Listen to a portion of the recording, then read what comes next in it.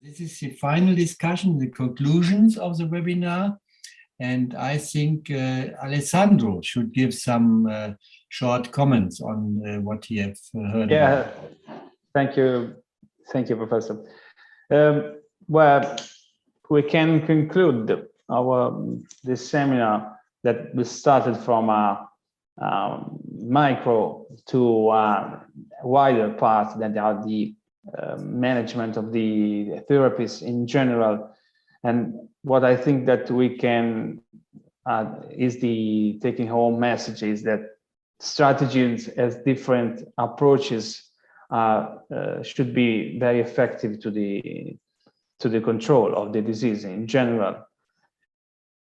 And also, according to the other speakers, that we have to respect the will and the wish of patients, and this is what can move our is a sort of to move our aim when we prepare the therapies on and as Professor Ramadori told us that we are not looking for the cure, but maybe with control of the disease, and this is can change something. Alessandro, I have another question. We talked about mainly on systemic treatment in carcinoma and safety of systemic treatments. But however, we have also another approach that is local treatment of systemic agents, maybe chemoembolization or chemoarterialization.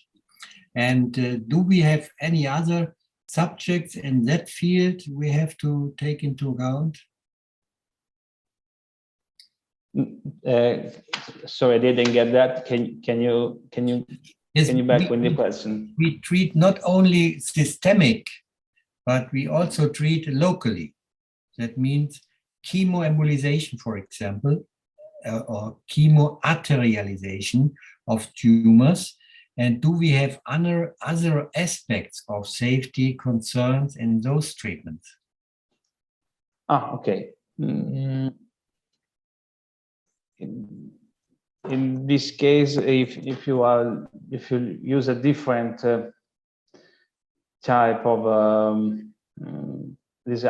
different approach, this type of treatment, safety, I don't know, maybe we can refer to other parameters.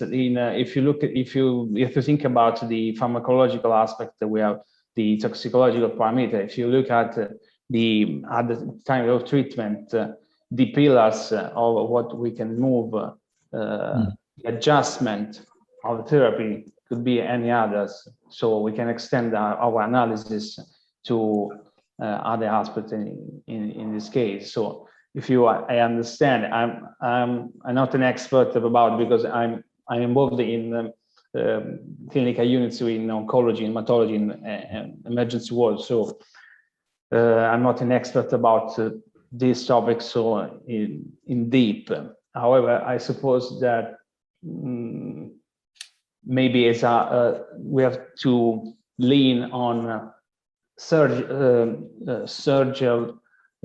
indicators to control and to prevent any potential failure or to adjust the therapy. Okay, thank you. I think this would be a new topic for a new webinar, I think, to discuss about other treatments like local injection of vectors or nanoparticles or something else, which is also a big field in new treatments. So are there any questions from people around here? I see hands on. Michael? Yes, I take up this question, Guido, with pleasure, because I omitted it from my talk. All these other aspects, like as you mentioned, the interventional radiology and all techniques available, these are also, I mean, putting in, if you were talking about quality of life, I mean, it's coming into the hospitals, having a procedure with all the anxieties associated with this, with all 1 day or 2 day in hospital, the preparation and all this. And we have no idea this. We started evaluating drug side effects, and but I think for these procedures are poor evaluated in terms of what they really mean to the patients in terms of anxiety. Imagine there's someone who has like 2 or 3 radiofrequency ablations, or like a more lengthy interventional procedure, and or repeated TACE and all this. You know this better than I do. I think we don't really know what this means for a patient, and I think it's not so easy. Actually, I think it's not so easy, but this is my very personal thought on this. Very final round in our discussion, and I think it was a great webinar. It was a great topic we discussed already, covering the different aspects from the biologicals, from the agents up to the host and their conditions, and also the interaction between host and agents with immunology and virology and genetical aspects. So it is a big problem to discuss, and I think it was well taken thematic that Giuliano took into the round, and I hope that everybody has profit from all the discussions, and I hope so. And I thank very much all the different speakers for their great talks, and I think also the editorial for organizing, and Hepatoma Research and Hepatoma for organizing this webinar. And I hope you are all well and you have now a good and nice evening, and hopefully you see you again. Thank you very much.